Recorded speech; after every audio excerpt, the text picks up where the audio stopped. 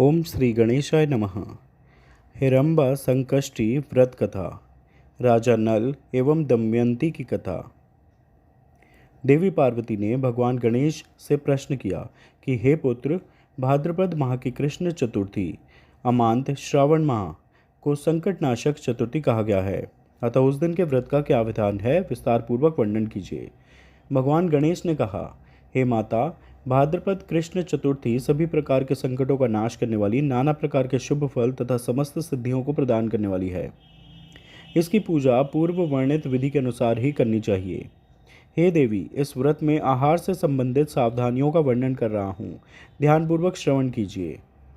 भगवान श्री कृष्ण कहते हैं कि हे युधिष्ठिर, अपने प्रिय पुत्र के वचनों को सुनकर माता पार्वती ने कहा, इस व्रत में जो विशेष प्रकार का आहार एवं पूजन किया जाता है उसे विस्तार पूर्वक कहें।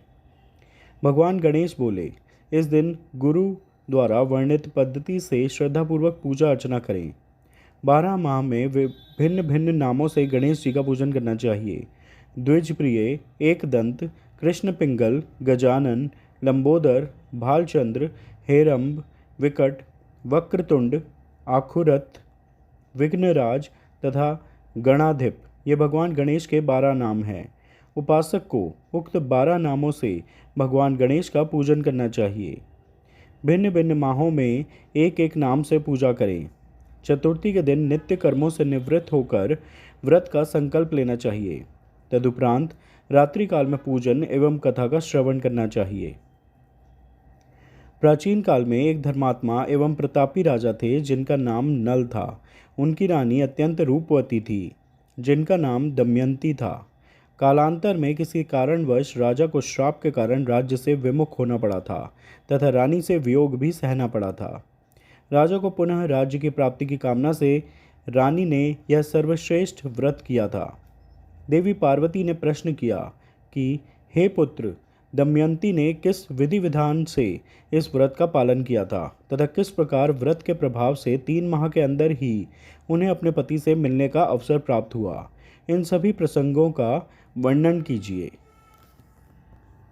भगवान श्री कृष्ण ने कहा, हे युधिष्ठिर, पार्वती जी के ऐसा प्रश्न करने पर भगवान गणेश जी ने उत्तर दिया था। मैं उसका वर्णन करता हूँ, आप श्रवण कीजिए। भगवान गणेश जी ने कहा, हे माता, राजा नल को दुर्गम आपदाओं का सामना करना पड़ा था। राजा के हाथी एवं घोड़ों का अपहरण हो गया था।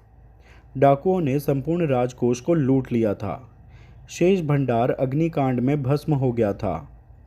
राज्य के विश्वासघाती मंत्रियों ने राजा का साथ छोड़ दिया था। राजा जुए में अपना सर्वस्व हार गए थे। उनकी राजधानी भी उनके अधिकार में नहीं रह पाई थी। विपरीत परिस्थितियों से घिरे होने के कारण राजा नल निराश होकर वन में चले गए। वनवास के समय उन्हें एवं उनकी सहधर्मिणी दमयंती को नाना प्रकार के कष्ट सहने पड़े। जीवन यापन करने हेतु राजा को किसी नगर में घोड़ों की देखभाल करने का कार्य करना पड़ा। रानी किसी नगर में निवास करने लगी तथा राजकुमार भी कहीं सेवा आदि कार्य करने लगे। परिस्थिति तो इतनी कठोर हो गई कि उन तीनों को भिक्षाटन करना पड़ा तथा वे नाना प्रकार के रोगों से ग्रस्त हो गए। एक समय रानी दमयंती वन में भटक रही थी कि उन्हें महर्षि शरभंग के दर्शन हुए।